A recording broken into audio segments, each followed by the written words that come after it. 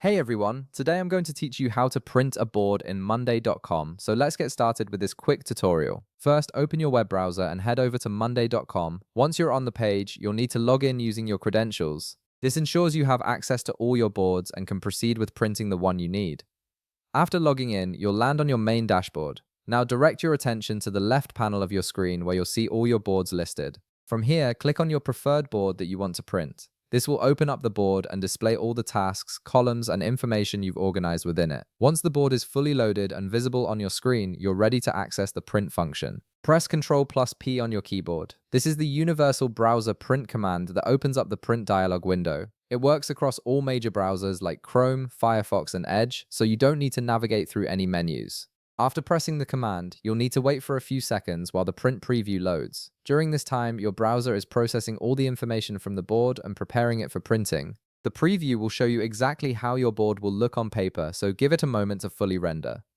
Now that the print dialog is open, you'll see several options to customize your print. Navigate to the destination section at the top of the dialog. Right beside it, you'll find a drop-down menu. Click on this drop-down and select your preferred option from the list. You might choose to save it as a PDF, send it to a physical printer, or use any other available destination depending on your needs. Next, look for the Pages section. Right beside it, there's another drop-down menu. Click on this drop-down to choose which pages you want to print. You can select all pages, specific page ranges, or just certain sections of your board depending on what information you need in your printout. If you need multiple copies of your board, you can adjust the copy setting at this point. Simply modify the number based on how many printouts you require.